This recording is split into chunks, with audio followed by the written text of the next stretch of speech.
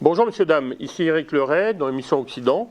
Donc après avoir fait une émission sur l'environnement, on va passer à un autre environnement très important avec Michel Blanc, qui est une spécialiste reconnue depuis plusieurs années à l'occasion de la sortie d'un programme de subvention du numérique par l'entreprise, pour les entreprises de Justin Trudeau, un investissement de 4 milliards. Alors, bonjour Michel. Bonjour, Eric. Bonjour. Alors, on est très content de vous recevoir ici. Alors, j'ai avec moi dans les mains vos deux livres parce que pour montrer que ça fait plusieurs années, une vingtaine d'années que vous travaillez, vous avez milité pour un plan numérique pour le Québec à plusieurs reprises et vous êtes intervenu par exemple au Forum des idées en 2014 avec Philippe Couillard. Et vous avez proposé un plan numérique en 2018 à l'occasion de votre candidature pour le Parti québécois à l'initiative de Jean-François Lisée, qui vous avait demandé disons, de participer à cette campagne. Alors, juste rapidement, pour revenir sur vos deux livres, Les médias sociaux 101 et Les médias sociaux 201, comment sont perçus vos livres maintenant, aujourd'hui, alors que vous étiez à l'époque pionnière? Est-ce qu'il y a une volonté de... Vous avez pu constater une évolution de ces médias sociaux aujourd'hui? Oui, il y a une évolution, à certains égards positifs, à certains égards négatifs. Mes livres, je sais qu'ils sont encore utiles dans certains cours universitaires parce que mes livres étaient beaucoup plus sur la philosophie et sur les principes d'utilisation que sur les technologies elles-mêmes. Alors, évidemment, ça peut aider toute pratique sur quelques médias sociaux que ce soit. Maintenant, ben, les médias sociaux, on le voit présentement avec la guerre en Ukraine. Évidemment, ça peut servir le bien, ça peut servir le mal, ben, comme tous les outils. Hein. Les médias sociaux, on se rend compte aussi qu'ils sont nichés, soit au niveau socio-démographique, soit au niveau des fonctionnalités. Ben, toutes ces composantes-là peuvent être utiles pour améliorer notre société ou encore une fois, ben, ils peuvent nuire grandement à la démocratie. Alors, je rappelle aux auditeurs, aux téléspectateurs, c'est donc aux éditions Logiques, les médias sociaux 101 et les médias sociaux donc 201, si vous voulez reprendre la réflexion, parce que là, nous allons plutôt parler du plan numérique et de l'actualité, mais vous allez voir que c'est quand même très, très ancré dans la réalité d'aujourd'hui. C'est quand même quelques années, mais c'est toujours pertinent. Moi, je le relis régulièrement. Alors, bon, nous allons parler du plan. Justin Trudeau vient d'annoncer 4 milliards pour l'adoption du numérique par les entreprises. Vous êtes une experte là-dedans et justement, pour reprendre votre projet de l'époque, plan numérique, j'ai fait des recherches sur les médias sociaux aussi et puis sur vos archives, parce que vous écrivez régulièrement sur votre blog des articles de réflexion. Et il semble que dans l'initiative de Trudeau, bon, c'est une initiative pour le budget 2021, mais qui prend effet ici, en ce moment, enfin en tout cas pour une période de 4 ans. Est-ce que vous ne croyez pas, d'après vous, qu'il manque un investissement dans l'infrastructure? Ça paraît important pour vous dans votre réflexion dans le plan numérique en 2018, mais régulièrement vous intervenez et vous rappelez votre expertise dans le domaine, et ça me semble très important, et je trouve que c'est comme si on bâtissait un mur par le haut et non pas par la base. Qu'est-ce que vous en pensez? Est-ce que vous croyez que l'infrastructure serait quand même plutôt prioritaire, pas seulement au Québec, hein, je veux dire au niveau canadien? Tout à fait. Puis on entend plein de conneries à ce propos-là. Évidemment, on entend souvent l'argument excusez-moi, je suis en demande. On entend plein de conneries. Une des conneries qu'on entend le plus fréquemment est que ça coûte cher parce que le Canada est grand. Ce qui est vrai et qui est faux, parce qu'il ne faut pas couvrir le Canada en entier, il faut couvrir le Canada habité, et le Canada habité se compare très favorablement à des pays comme la Norvège, par exemple. C'est pas vrai que ça coûte cher parce que le Canada est grand. Ça coûte cher parce que le Canada ne veut pas d'investir dans ces infrastructures-là. Et quand il le fait sous forme de subvention aux telcos, au lieu de décider de nationaliser carrément les infrastructures, comme l'ont fait certains pays. Puis si on compare, par exemple, la fibre optique à l'électricité, ben, c'est un peu le même type d'histoire qu'on vit avec les connexions haut débit qu'on a vécu avec l'électricité.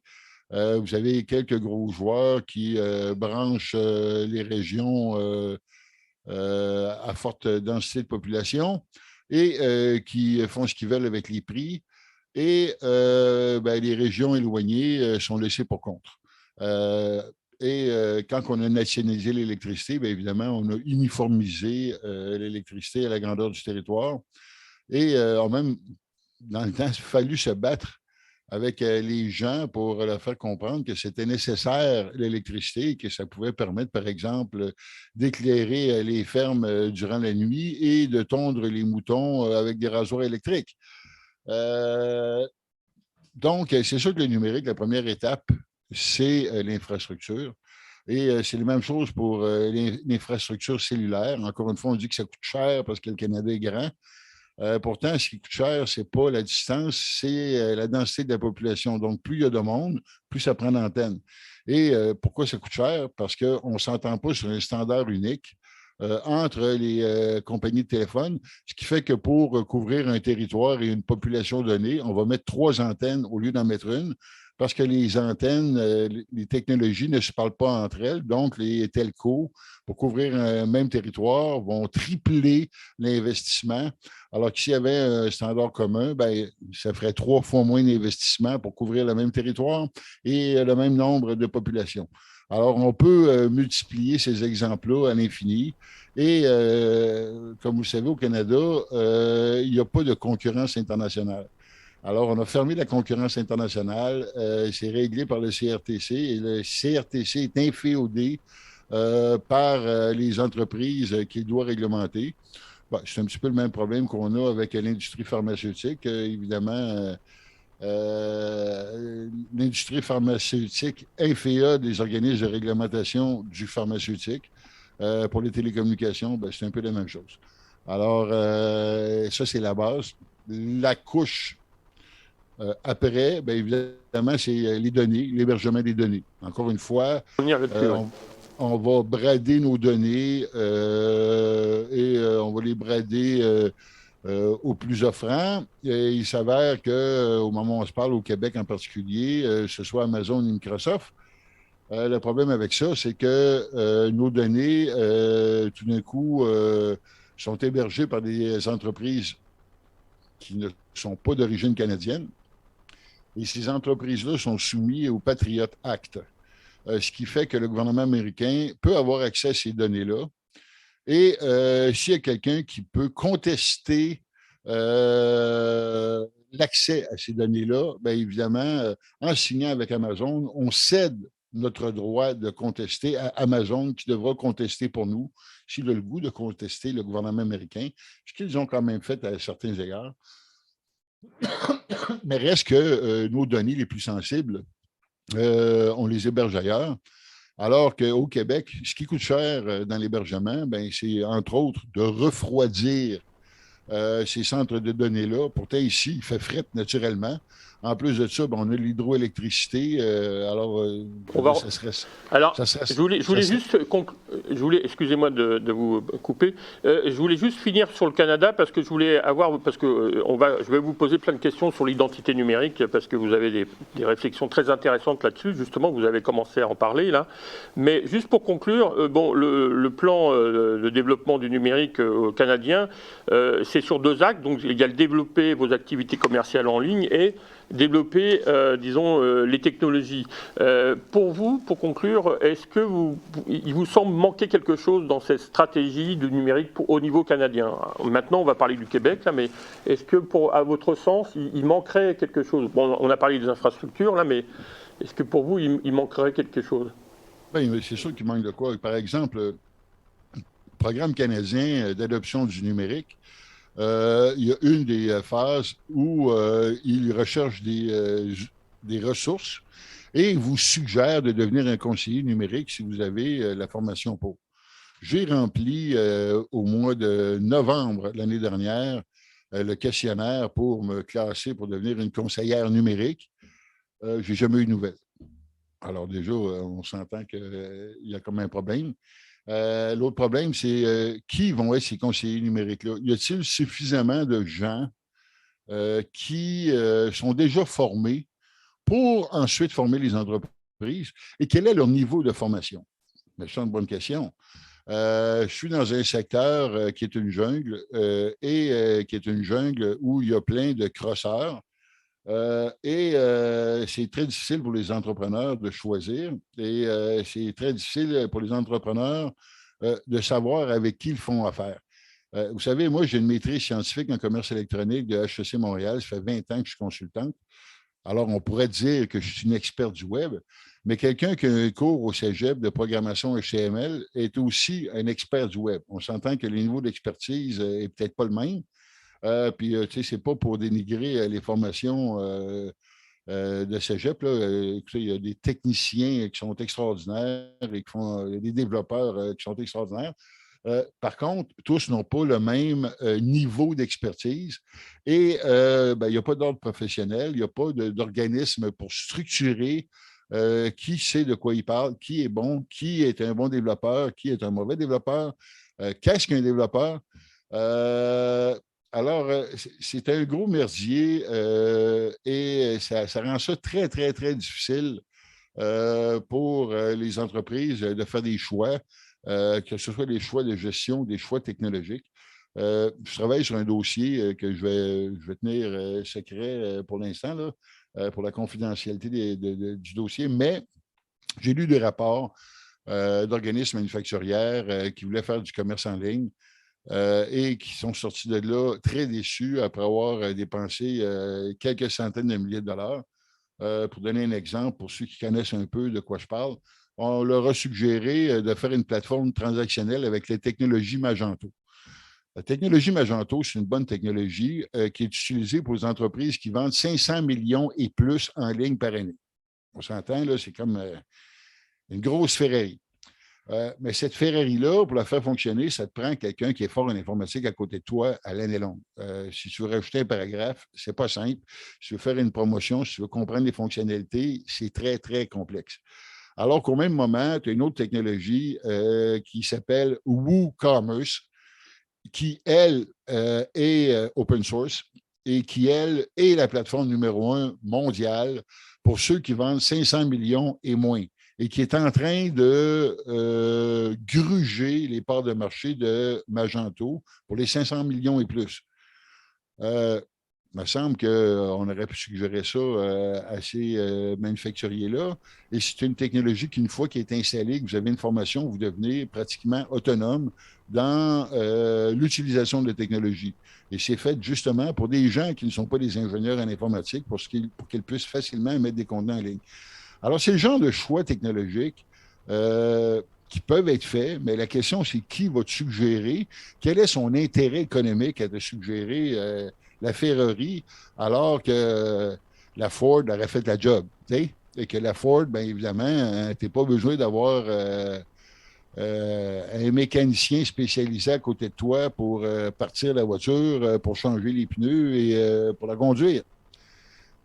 Mais c'est un petit peu ça la problématique qu'a le Canada. C'est un peu ça la problématique qu'a d'ailleurs plusieurs autres pays. Où en sont les connaissances au niveau du numérique? Qui a ces connaissances-là? Comment on peut contrôler l'information et surtout qualifier les différents prestataires qui vont offrir des services aux entreprises. Rien que ça, c'est même pas fait.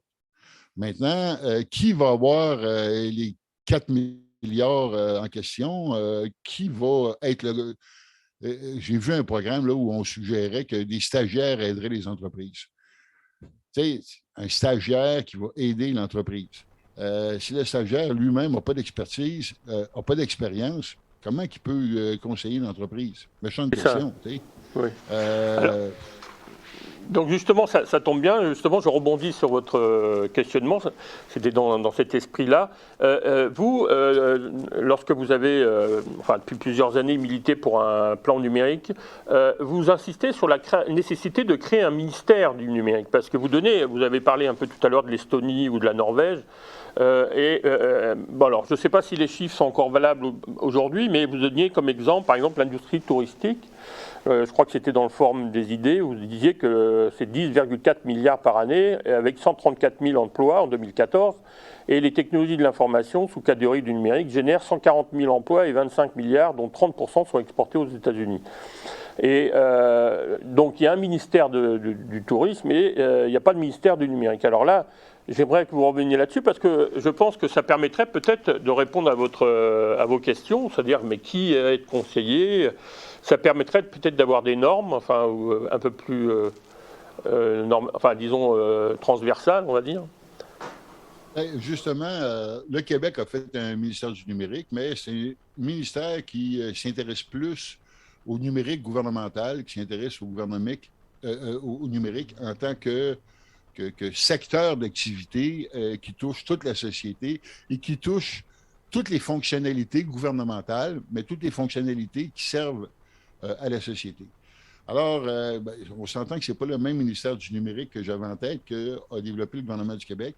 Et évidemment, là, il s'intéresse beaucoup à la cybersécurité, avec raison, qui est quand même un des éléments importants à mettre en place dans un ministère du numérique. Mais ma vision du ministère du numérique, c'était un ministère qui aurait supervisé à la fois les infrastructures numériques, à la fois les connaissances numériques pour la société, pour les entreprises, mais à la fois aussi la transformation numérique de la société et des entreprises et du gouvernement. Alors, évidemment, si on perçoit le ministère du numérique comme un fournisseur de technologies pour le gouvernement ou comme un garant de la sécurité, de la cybersécurité des informations du gouvernement, ce n'est pas tout à fait la vision que moi j'avais d'un ministère du numérique. Alors, justement, par rapport aux infrastructures, alors, vous dites qu'il serait nécessaire de créer un Conseil national du numérique, comme on a pu, ou comme on a le Conseil supérieur de l'éducation. Je trouve ça intéressant. Donc, ça permettrait de coordonner les actions du ministère, j'imagine. Et pour les infrastructures, vous dites qu'il faut absolument axer sur la fibre optique. Et ça, c'est vraiment, je pense que par rapport à votre démarche, votre réflexion en 2014 devant M. Yves Couillard, enfin le Premier ministre Couillard, est-ce que ça a évolué dans le bon sens ou au contraire, vous trouvez qu'il y a encore beaucoup de choses à faire? Il y a encore beaucoup de choses à faire. Le gouvernement de la CAQ, par exemple, a décidé qu'il subventionnerait la fibre optique et qu'il tenterait de brancher les régions, ce qui est une bonne chose. Mais évidemment, il frappe l'écueil de la réalité, c'est-à-dire qu'il faut trouver des gens pour passer cette fibre optique-là. Et ils n'en trouvent pas. Alors, il y a de très, très, très nombreux retards et très probablement qu'ils n'arriveront pas à leur promesse électorale de brancher tous les Québécois. Malheureusement, parce que qu'est-ce qu'ils ont fait? Évidemment, ils ont subventionné les entreprises et les entreprises, ils font le bout qu'ils peuvent faire. En plus de ça, il y a une disparité dans les technologies. Certains vont avoir de la fibre optique jusque dans la maison. Certains vont avoir la fibre optique dans le poteau. Il va y avoir plusieurs types de fibre optique, plusieurs types de relais. Il n'y aura pas de standard. OK? Alors, c'est clair que tous n'auront pas la même qualité, tous n'auront pas le même niveau de service. Et tous ne seront pas branchés parce que toutes les régions n'ont pas les équipements ou n'ont pas le personnel ou n'ont pas les compétences pour faire ces infrastructures-là. Alors, on a voulu faire ça vite, on a garoché des millions, on a enrichi les telcos, puis les telcos font le bout qui fait leur affaire de faire avec le cash du gouvernement et ils feront les profits par la suite. Alors que, tant qu'à moi, ça aurait été beaucoup plus utile de faire une compagnie gouvernementale qui aurait investi dans les réseaux avec des standards uniques et qui aurait tiré des profits au pourcentage de l'investissement qu'ils avaient fait. Une espèce de forme hybride d'Hydro-Québec, qu'on aurait pu appeler Numérique Québec, C'est ça. Comme vous savez, ben, aujourd'hui, Hydro-Québec, c'est quand même, ça a créé le développement économique au niveau manufacturier. Ça bénéficie aux Québécois, ça retourne l'argent dans les coffres, donc on paye moins de taxes parce qu'on a Hydro-Québec. On aurait pu faire la même chose avec le numérique, ce qu'on a décidé de ne pas faire. Alors Alors, justement, je rebondis là-dessus parce que effectivement la nationalisation de l'infrastructure fait partie intégrante de votre réflexion.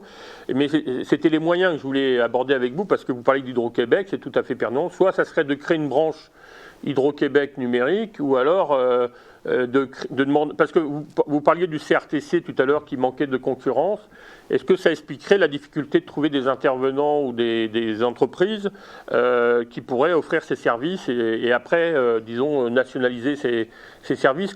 C'est ça qui ben, m'interpelle. écoutez, en principe, on a déjà les employés. Les employés d'Hydro-Québec sont déjà des employés qui sont habilités à monter dans les poteaux et à passer des fils. OK?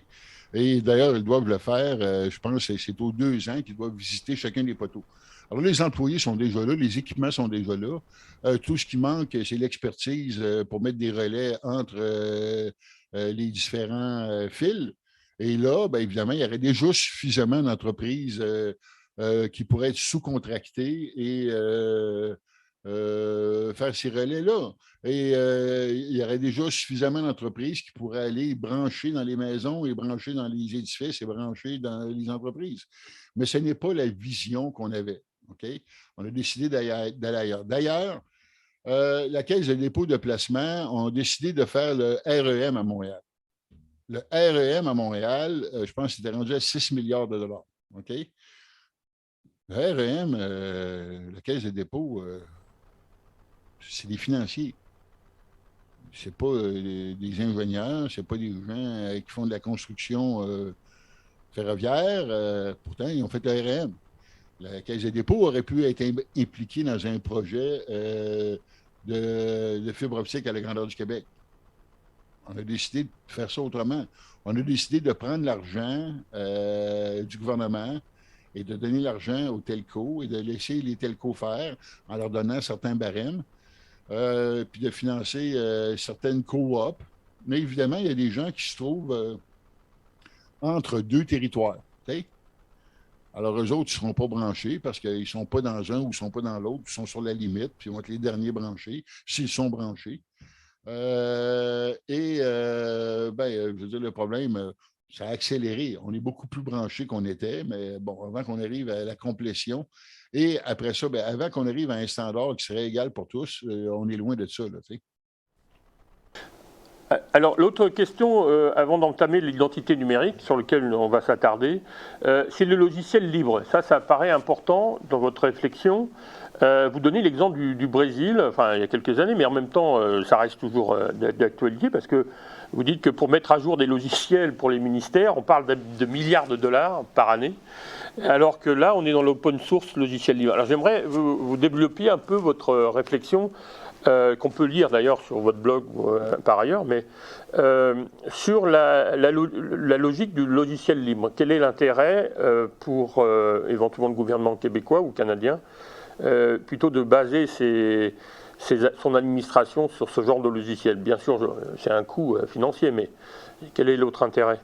Ben, l'autre intérêt, c'est qu'on peut, à terme, avoir une certaine souveraineté numérique parce qu'on n'est pas tributaire des multinationales américaines. OK? Le logiciel libre, vous ne payez pas pour la propriété intellectuelle. Donc, ce sont des coûts que vous sauvez. Par contre, évidemment, vous allez payer pour faire la formation, pour adapter, etc., etc. Il y a tout le temps l'argument, mais les logiciels libres, ce n'est pas sécuritaire. Pourtant, l'armée américaine, la gendarmerie française, les CIA, le NSA, sont tous en open source. Donc, ça ne doit pas être si insécurisant que ça.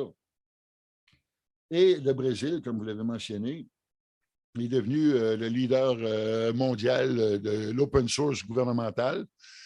Et là, ils sont engagés pour aller montrer dans les autres pays comment faire. La France a quand même fait beaucoup d'avancées en logiciel libre et le Québec aurait pu se positionner là-dessus. Puis, dans nos universités, on pourrait montrer le logiciel libre. Mais évidemment, Microsoft finance nos institutions supérieures et positionnent leur technologie dans nos institutions supérieures et nos ingénieurs en informatique, bien évidemment, sont formés et nos gestionnaires sont formés à partir de Microsoft, ou SAP ou autre. Il y a une question de choix collectif, il y a une question de choix technologique, mais il y a aussi une question d'environnement. Si on fait une histoire un peu d'informatique au Québec, là, dans les années 90, on a mis une fortune dans ce qu'on appelait à l'époque les mainframes, qui étaient des super gros ordinateurs, des monstres. Okay? Et on a décidé que toute l'information gouvernementale allait dans ces ordinateurs-là. Maintenant, un coup qu'on a dépensé des milliards pour avoir ces gros monstres-là, ben là, on ne peut pas les scraper, il faut les faire vivre. Alors là, tu as eu toute une classe d'informaticiens qu'on appelle les intégrateurs. On appelle ça aussi les 3 lettres. Alors là, eux, ils se sont mis à faire parler ces machines-là une avec l'autre. Le problème avec ça, c'était d'ailleurs mon mémoire de maîtrise. Le problème avec ça, c'est que quand vous avez des applications qui ne se parlent pas, si vous voulez qu'ils se parlent, ben, vous devez faire le carré du nombre de branchements en termes de connexion. Et une des problématiques, c'est que s'il y a une information ou il y a un processus qui est modifié à un bout, ben, il va falloir tout modifier la patente. Donc, c'est une course sans fin d'intégration qui ne fonctionne jamais et qui coûte des centaines de millions. Tous les grands projets informatiques du gouvernement du Québec et du Canada qui se sont plantés. On parlait d'un projet qui était rendu à 800 millions, 1,5 milliard, etc., et ça ne marche pas.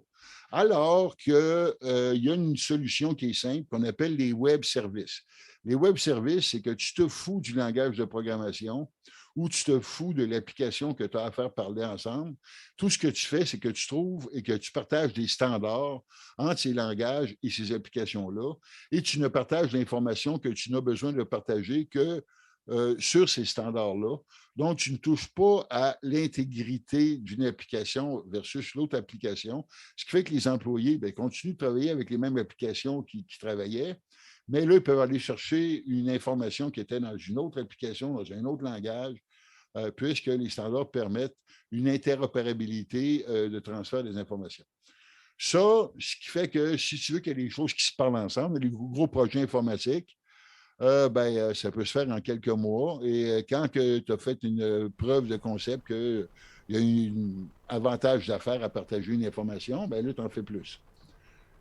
Mais pourquoi faire de quoi à 50 millions qui fonctionnent quand on peut faire de quoi à 800 millions qui ne fonctionnent pas? Alors, c'est ce qu'on vit au Québec, c'est ce qu'on vit au Canada, et c'est pour ça qu'il y a des scandales, bordel informatique à pu finir. Parce que justement, on essaie d'intégrer des grosses cochonneries qui ne marchent pas. Maintenant, il y a d'autres pays comme la France qui n'avaient pas ces mainframes-là et qui ont pris un retard sur le web parce qu'eux avaient les Minitel. Alors, ils ont pris un retard, puis à un moment donné, ils sont réveillés. Là, il faut faire le virage. Et quand ils ont fait le virage, comme il n'y avait pas tout l'historique des intégrateurs et tout l'historique des mainframes, ils sont passés avec les nouvelles technologies web et ils ont pu plus rapidement prendre cette transformation numérique-là sans avoir à faire vivre des investissements passés et des gros monstres qui devaient continuer de faire vivre. Alors, ils ont eu un avantage qu'on n'avait pas ici, qu'on pourrait appeler au niveau sociologique, à cause de l'historique du développement des technologies de l'information au Québec et au Canada. OK. Alors, j'aimerais aussi aborder quelque chose, parce qu'on parle technologie, là, mais vous avez une vision globale et vous dites effectivement que votre réflexion concerne autant l'intervention du droit de la technologie, le droit de propriété, l'économie numérique, la psychologie industrielle et l'impact sur les citoyens. Et là, vous avez écrit un texte récemment sur l'identité numérique. Alors, il faut rappeler que vous étiez pour un passeport numérique. Donc, la première question que j'avais, c'était quelle est la différence ou la proximité entre un passeport numérique tel que vous l'aviez réfléchi et avec le pass vaccinal aujourd'hui, à l'ère de la pandémie depuis près de 2 ans. Bon, vous répondez dans vos articles, mais j'aimerais que vous développiez devant nos téléspectateurs. Je rappelle que nous sommes avec Michel Blanc, l'auteur des médias sociaux 201 et médias sociaux 201. Voilà. Bon, écoutez, c'est sûr que là, je m'écoute parler depuis tantôt, puis je parle, peut-être que j'ai déjà perdu beaucoup de monde, parce que c'est sûr que le numérique, là, ce qui est difficile avec le numérique, c'est que c'est un sujet qui est plat. C'est un sujet qui est difficile. C'est un sujet qui n'est pas sexy. Mais c'est un sujet qui bouleverse nos vies, qui va bouleverser nos vies de manière extraordinaire et qui bouleverse déjà nos vies de manière extraordinaire. Alors, ça vaut peut-être la peine d'avoir un petit mal de tête pour essayer de comprendre comment ces technologies-là changent notre vie. Maintenant, l'identité numérique que moi je valorisais, c'était une identité numérique qui existe déjà, qui a été développée en Estonie, qui s'appelle X-Road. Okay? Et ça, cette technologie numérique-là est déjà utilisée, entre autres, elle est en train d'être implantée par le Canada et elle est implantée par les pays les plus en avance en termes de transformation numérique, en Israël, à bien des endroits. Et cette technologie-là permet aux citoyens de décider quelle information qu'ils partagent avec qui. Par exemple, vous allez à l'hôpital. L'hôpital n'a pas besoin d'avoir votre numéro d'assurance sociale pour vous soigner. L'hôpital n'a pas besoin de savoir c'est quoi votre compte de banque pour vous soigner. L'hôpital a besoin de savoir c'est quoi votre numéro d'assurance médicale. Et idéalement, d'avoir votre historique médical et d'avoir accès aux données de santé que sont les radiographies que vous avez prises, les prises de sang, etc. Maintenant, quand vous allez au ministère du Revenu, ils n'ont pas besoin de savoir c'est quoi votre dossier de santé. Ils n'ont pas besoin de savoir c'est quoi votre dossier de conduite de la Société d'assurance automobile du Québec. Puis ils n'ont pas besoin de savoir combien de sport vous faites dans votre semaine. Ils ont besoin de savoir c'est quoi vos revenus, puis ils ont besoin de savoir c'est quoi votre condition d'affaires, puis que vous payez vos taxes. Alors, X-Road permettait très simplement et efficacement aux différents ministères de partager l'information que vous permettiez qu'il soit partagée et l'information qui soit nécessaire pour l'exercice d'une prestation gouvernementale. That's it, that's all. Okay? Maintenant, le Québec a décidé qu'eux, non. Nous autres, on réinvente la roue, là. On va réinventer l'identité numérique. Puis en plus de ça, on va le faire avec la blockchain. Bon, déjà, le mal de tête commence, puis on s'entend que les milliards vont commencer à s'accumuler. Au lieu de prendre une solution qui existe déjà, qui a fait ses preuves, non, nous autres, on recommence à zéro, puis on réinvente la roue. En plus de ça, ce qui est inquiétant, c'est que justement, le ministre de l'Économie commence à dire que on pourrait faire de l'argent en vendant les données de santé. Puis on pourrait même jumeler ça aux données financières. Puis là, bien évidemment, tu as des compagnies qui déjà sont subventionnées pour commencer à analyser ça. Vous savez, ces compagnies-là, c'est la même propriété que des compagnies d'assurance. Oh, tu sais, ça commence à être fatigant. Puis à ça, ben, tu rajoutes des éléments de santé. Puis là, l'élément de santé va aller dans la compagnie d'assurance. En plus de ça, on veut jumeler ça à des données financières. Là, l'espace de dérapage possible là, est grand ouvert. Oui, c'est ça. Vous expliquez, je m'excuse de vous couper, mais ça correspond bien à les prochaines questions que je voulais vous poser. Alors, on a bien compris que vous, votre point de vue, ce n'est pas au gouvernement de contrôler ces informations, mais aux citoyens. Alors, et vous dites, vous avez une réflexion intéressante sur le bien et le mal, l'utilisation bien ou mal. Alors, dans un cas, ça peut être un outil facilitant la vie de tous et diminuant sensiblement les dédoublements d'informations, la paperasserie, la fluidité des transactions avec les différents ministères, voire l'efficacité des prestations gouvernementales et les réductions des coûts, et la diminution de l'effectif des fonctionnaires pour faire la même chose que nous faisons déjà. Par contre, là, vous avez une réflexion très intéressante sur le mal, et vous faites référence à ce que vous appelez le crédit social à la chinoise. Bon, bien sûr, vous rappelez la technologie que vous venez de nous expliquer, qui serait utile justement parce qu'elle est membre de la Digital Public Good Alliance. Est-ce que vous pourriez justement préciser cette différence entre, on va dire, entre guillemets, le mal et le bien? Ben, écoutez, déjà, on l'a expérimenté pendant la pandémie. Euh, on a dit que le choix vaccinal, c'est un choix libre et éclairé. OK? Ça fait même partie de la Charte des valeurs. Donc, si tu te fais vacciner, c'est que tu l'as choisi et que tu as eu toutes les informations que tu avais besoin pour faire un choix éclairé. Et de un, on n'a pas eu toutes les informations qu'on avait besoin. Et de deux, on a commencé à faire des pressions sociétales pour que tu te fasses vacciner, mais que ce soit un choix volontaire. Et là, on a commencé à faire une clause de citoyen. On a dit il y a les vaccinés puis il y a les non vaccinés. Après ça, on a dit il y a les vaccinés puis il y a les non vaccinés suffisamment, non adéquatement vaccinés.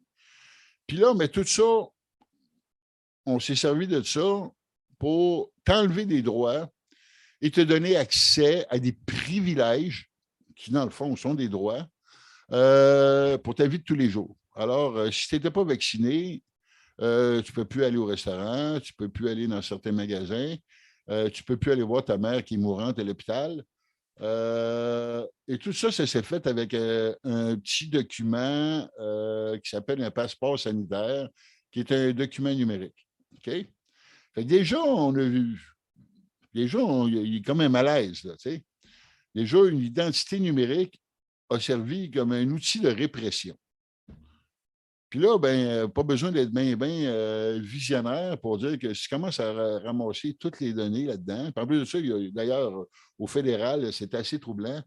Il y a un formulaire qui est sorti qui contenait toutes les données qui pourraient être des données qui seraient dans un document numérique de santé.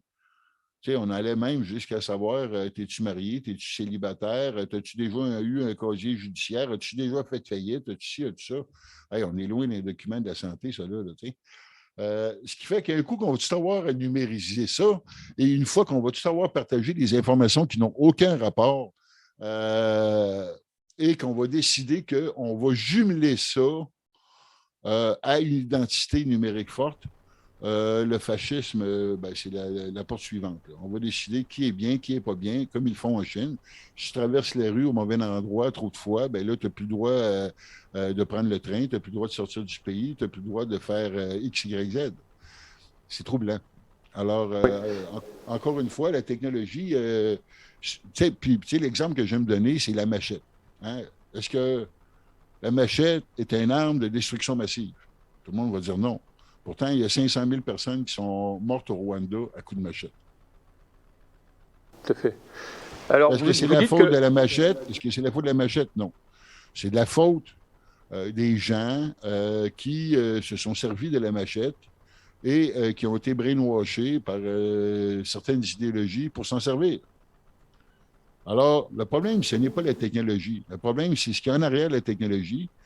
Mais ce qu'il y a de. Parce qu'évidemment, si on prend l'exemple de la machette, ben, la machette, c'est sûr qu'on peut tuer 500 000 personnes, mais c'est beaucoup de travail.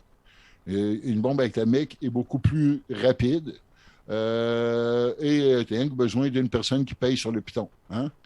Et tu as le même effet. Et la technologie, bien évidemment, il y a des technologies qui sont plus nucléaires que d'autres. Et l'identité numérique en est une. Parce que là, d'un coup de bouton, tu peux décider qu'il y a toute une classe de la population qui n'a plus accès à ce que ça tente, pour la raison que tu as pensé, pour des idées idéologiques. Fait que là, Alors, c'est une grosse machette, mettons. oui, tout à fait. Alors, vous dites que la gouvernance algorithmique et la surveillance totale sont à la portée de la main, comme en Chine, avec un passeport social, avec un certain nombre de points, effectivement, vous l'avez souligné. Votre réflexion est très enrichissante sur ce point-là. Mais vous dites qu'aux États-Unis, en Amérique du Nord, on est lié, comme vous le disiez en introduction, au Patriot Act qui permet d'accéder aux données personnelles. Donc là, ça pose un problème. Et vous l'avez bien souligné, quelles sont ces limites d'accès à ces informations personnelles en fonction de la Constitution américaine ou des valeurs canadiennes, etc. Alors, la création d'une identité numérique par reconnaissance biométrique, là aussi, mais vous mettez une vidéo de Pierre Fitzgibbon, donc le ministre de l'économie, qui lui, dès 2021, mars 2021, parlait justement du commerce de ces données avec des industries pharmaceutiques. Et là, vous dites, vous nous alertez en tout cas sur la nécessité de faire attention à ce genre de point de vue, non? Parce que là, qu'un ministre de l'économie nous amène vers là, c'est inquiétant, non?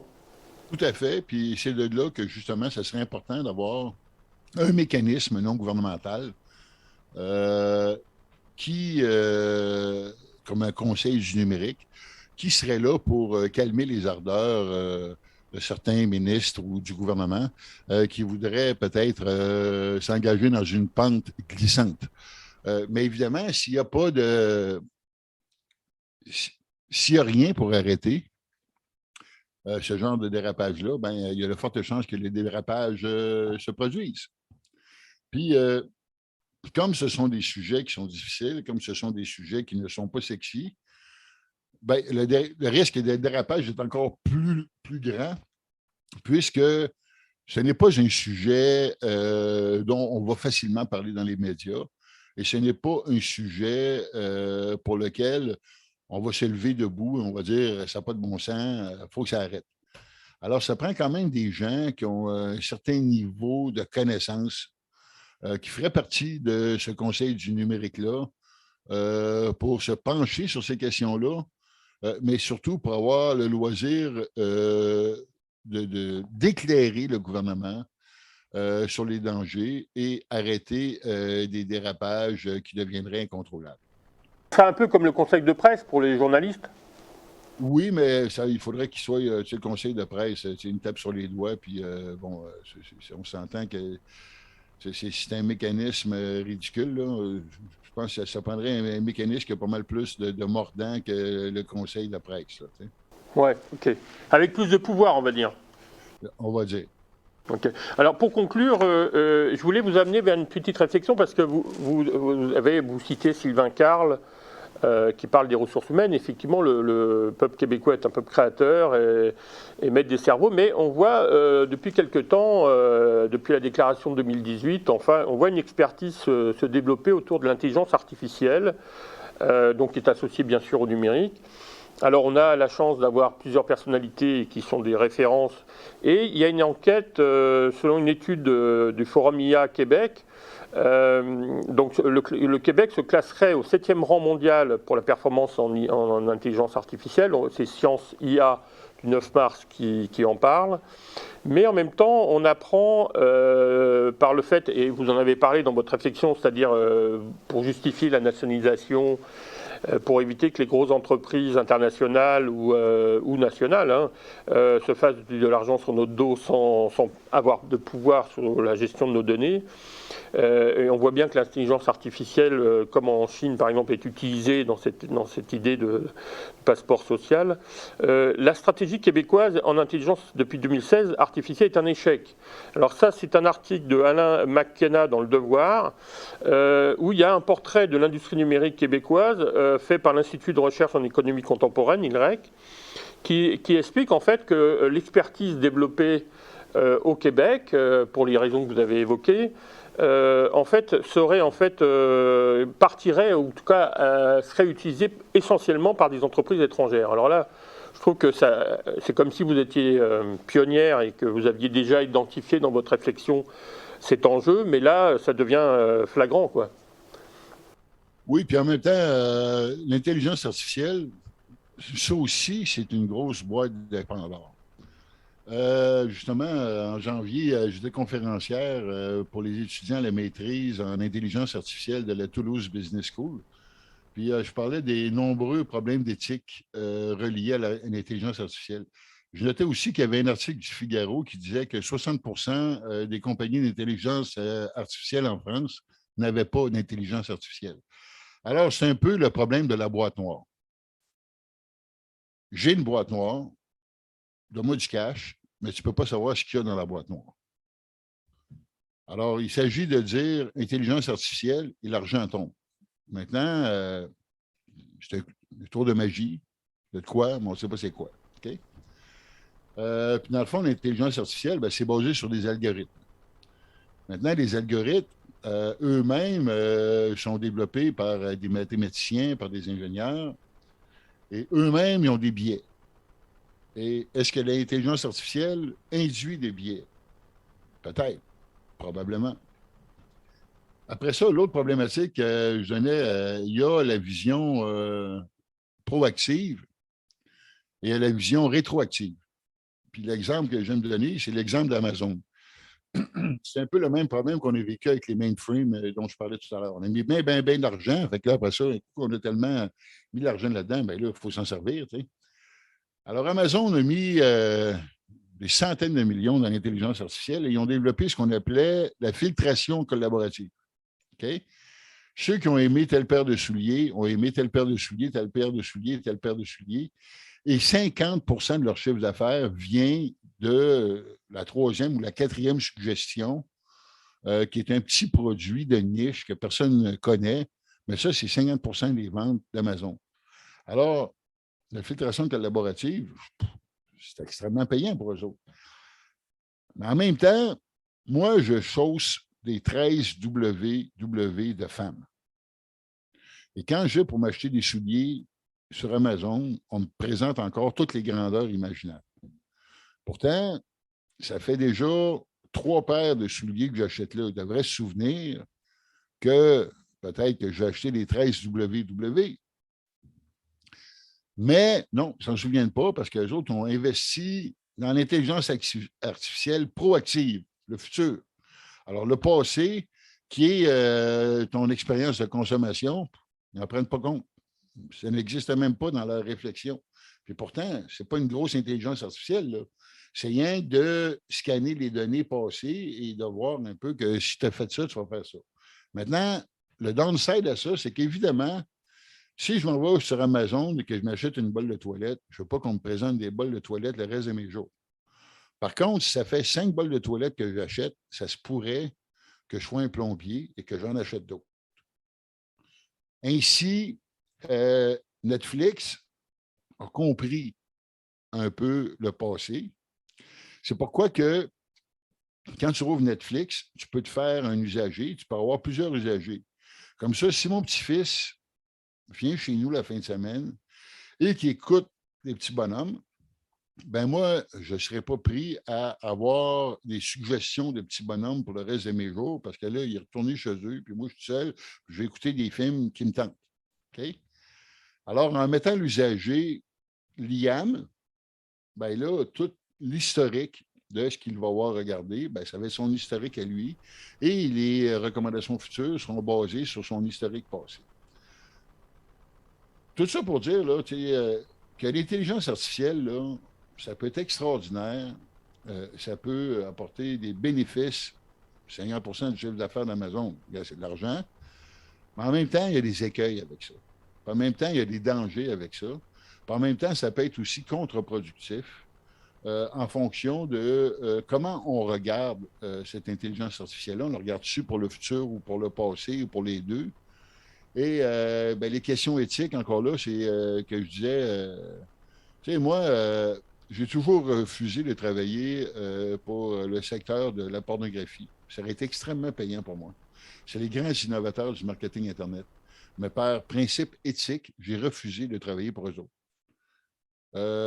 Mais toi, en tant que futur gradué de la maîtrise scientifique en intelligence artificielle, vas-tu travailler pour eux autres? Avec des questions éthiques de même en intelligence artificielle, bon, tu sais... des enjeux soulevés par la déclaration de 2018, effectivement, ce qu'on appelle la déclaration de Montréal, 2018, sur l'éthique, oui. Oui, puis encore là, ben, c'est quoi l'intelligence artificielle? T'sais? On peut-tu l'ouvrir la boîte? On peut-tu savoir avant d'investir? On peut savoir les conséquences de cette intelligence artificielle? ou on va toujours être placé devant une boîte noire que non, c'est ça, tu ne peux pas le savoir, c'est secret, puis ce qu'il y a là-dedans, ça reste là-dedans, puis mets ton cash, puis tu vas voir les résultats, puis le reste, c'est pas tes affaires. Tu sais. Fait que, Ben, tu sais, c'est un contexte vraiment weird. Tu sais. ben, Fait que, Michel, je voulais te remercier pour votre réflexion, enfin pour ta réflexion en même temps, ça nous permet de rester alerte. Alors, parce que le Québec c'est quand même extraordinaire, classé dans les 7e rangs mondial dans la performance en intelligence artificielle, mais aussi, vous l'avez dit, ça pose des problèmes d'enjeux d'utilisation, d'éthique. Mais c'était aussi le sens de ma question, puisque bon, le sociologue économique Eric N. Duhem, là, qui n'a rien à voir avec l'autre Duhem, pose aussi ces questions et je trouve que c'était important qu'on ait votre point de vue. Alors je rappelle aux téléspectateurs que nous étions avec Michel Blanc, les médias sociaux 101 aux éditions Logique et 201, donc, et vous pouvez aller sur son blog et son site internet. Donc pour poursuivre la réflexion qu'elle entame régulièrement avec nous autres. Et comme elle dit souvent, Michel nous dit souvent que donner, c'est recevoir. Et donc, ce que j'aime bien chez vous, Michel, c'est que vous donnez beaucoup dans votre réflexion et que j'espère qu'en retour, vous recevez des choses positives. Voilà. Merci, Michel. Quand je vais mourir, je vais être heureux de ce que je vais avoir fait. Pas pressé. En tout cas, mais en tout cas, on pense à votre petit-fils, là, puis à votre goût pour la cuisine, pour conclure. Je sais que vous êtes quelqu'un d'épicurien et que vous nous entraînez à faire des belles recettes. Alors, bon, malheureusement, vous ne pouvez pas en parler, mais... Non, mais en même temps, justement, faut mettre de l'humain sur le web. Et en même temps, ça augmente le taux d'interaction, donc ça augmente la visibilité de sujets qui sont plus arides, comme parler de numérique. Alors, mettre une photo de mon chien, mettre une photo d'une recette, les gens interagissent plus. Donc, les contenus subséquents seront plus vus, même s'ils sont arides. Et en même temps, bien, ça prouve que je ne suis pas rien qu'une capitaliste sale qui profite de l'argent des pauvres entrepreneurs qui font affaire avec moi. Je suis aussi quelqu'un d'humain qui aime les chiens, qui aime la nature et qui aime la cuisine. Alors, oui, les recettes sur les médias sociaux, oui, mettre du positif, oui, peut-être inspirer les gens. Merci beaucoup et au plaisir de vous retrouver à une autre occasion. Merci, chers téléspectateurs, et je vous souhaite une bonne fin de semaine et à une prochaine émission. Merci de votre attention.